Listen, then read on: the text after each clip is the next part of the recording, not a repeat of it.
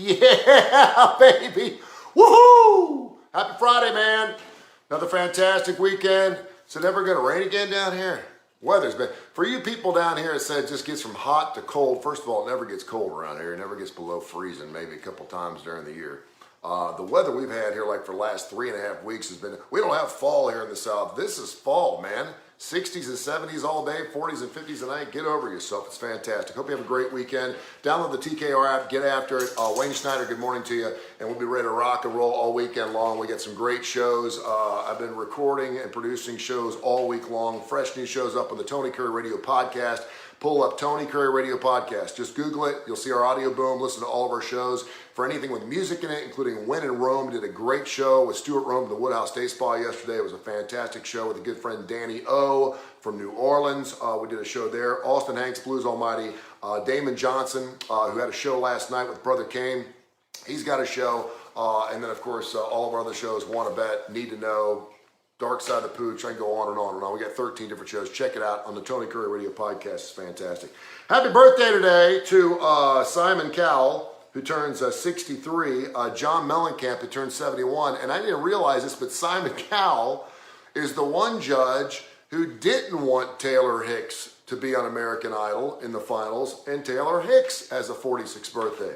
I've known Taylor since the days of bringing him on stage down at Oasis, in that place. It's been 50 years since I've been down there.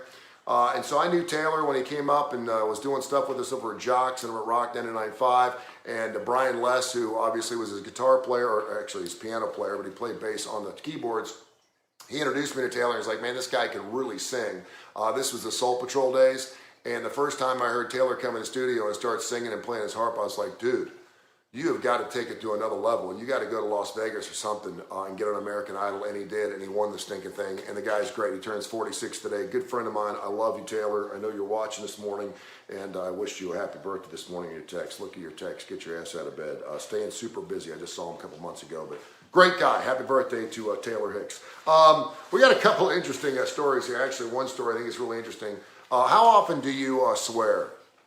How often do you cuss? It's really interesting because I try not to swear at all when I'm doing these Facebook Lives. I was on with Kurre and Claypo yesterday, sometimes for effect, or if you get a little rambunctious, a little riled up, sometimes you'll drop maybe the H word, the D word, whatever.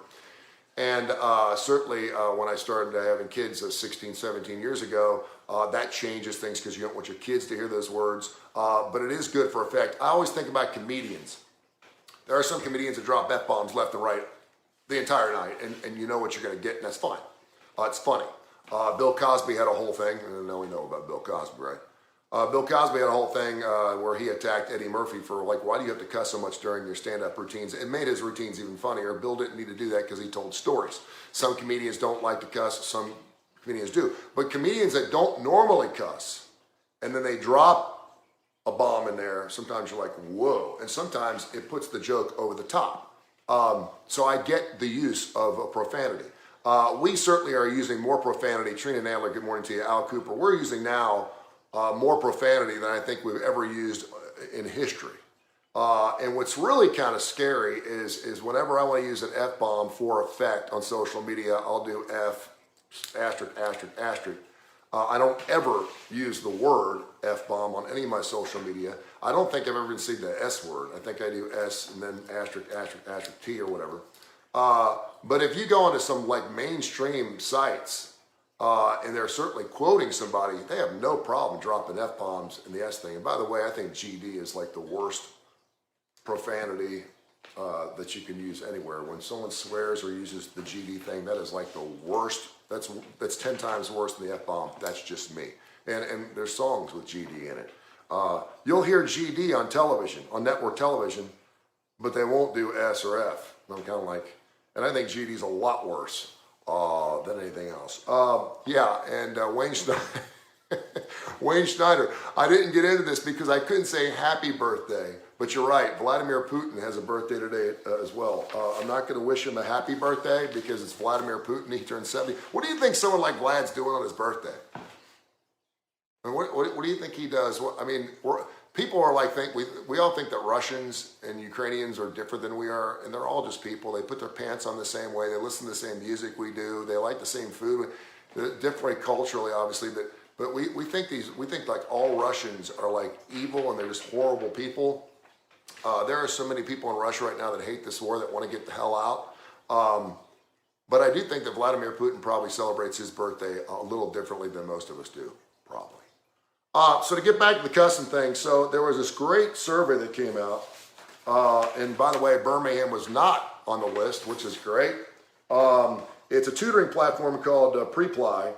Surveyed over 1,500 people living in 30 major cities in the United States to pinpoint where profanity prevails. They found the top 10 cities where people cuss and the top 10 cities where people don't use profanity. And it's really interesting. You know, with the most, in this particular city, people cuss an average of 36 times a day.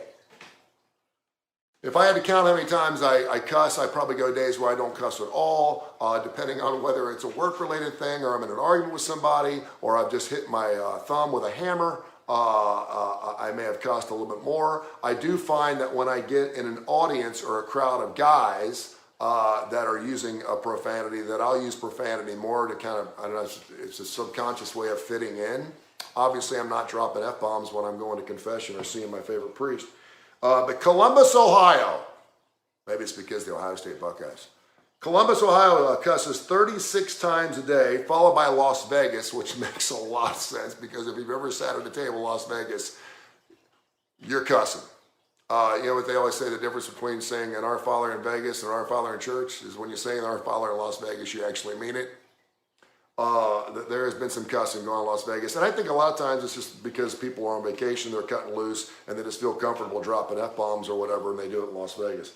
Jacksonville, Florida's third, Oklahoma City, Dallas, Philadelphia, Indianapolis. My sister lives in Indianapolis. She's a good girl. I don't think she'd ever cuss. San Francisco, Fort Worth, Louisville, Kentucky, another city I lived in, Washington, D.C. Makes sense. There'd be a lot of profanity in Washington, D.C. Los Angeles and Austin, Texas. Now, the cities where they swear the least, and this is on average 14 times a day. This goes to say, you know, we always tell our kids, don't lie. And if you go through your day and you'd have to have a normal day not knowing you're being videotaped and then go back and play it. And they say that we lie on average like 10 times a day, which is like, what? I don't lie. What are you talking about? Little white lies. Hey, you look fantastic today. I hope you have a wonderful day. I mean, those kind of things, those kind of lies. I can't imagine that. But 14 times a day, the least swearing goes on in Phoenix, Arizona.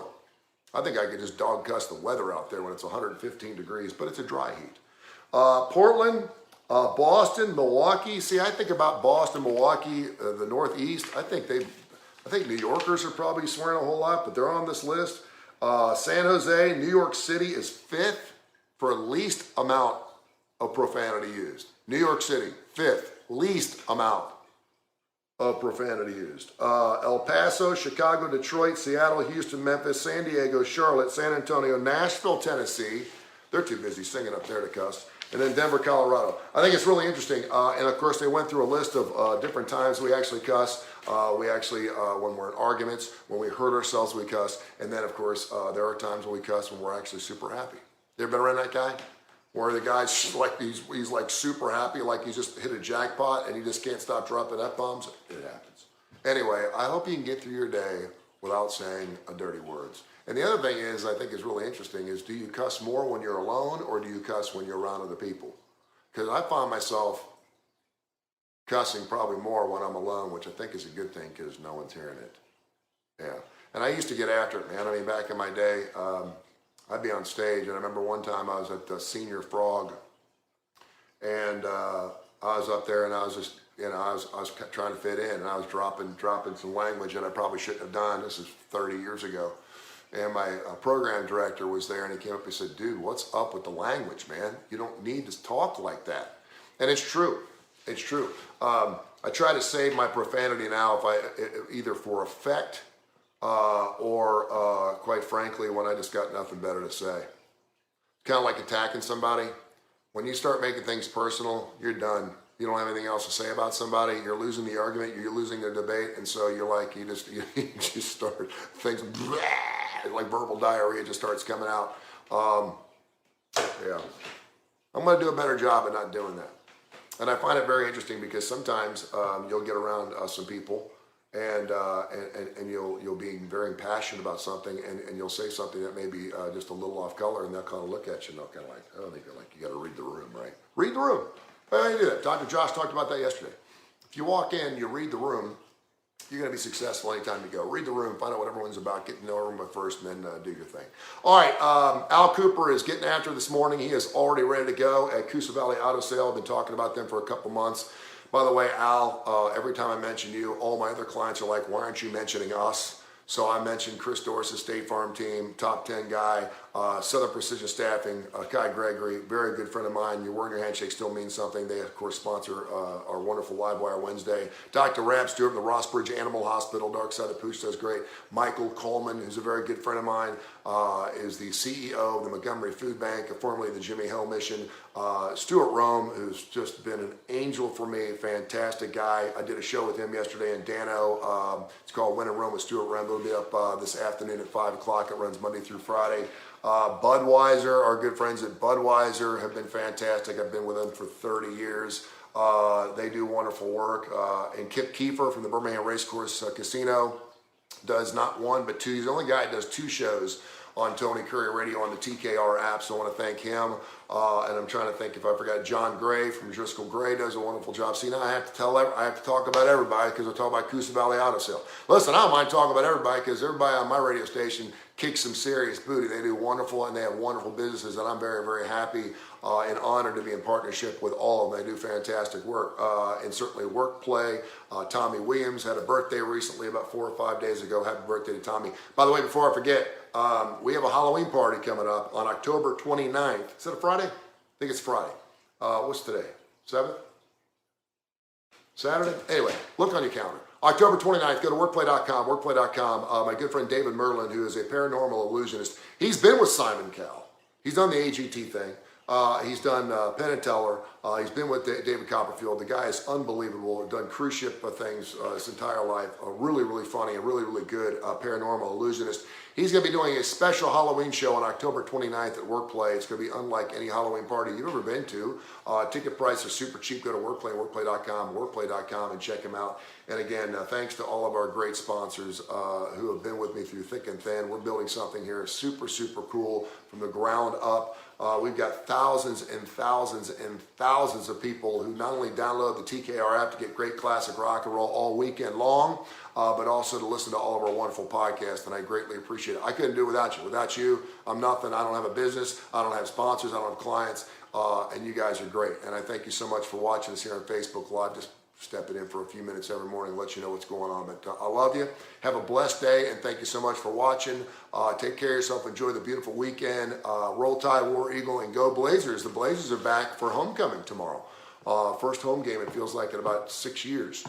Middle Tennessee State, so best of luck. And we're going to start talking to Mark Ingram, the athletic director for the UAB Blazers, starting next week on a weekly basis. So a lot of great stuff going on. Have yourself a wonderful weekend. I love you. See you. Bye-bye.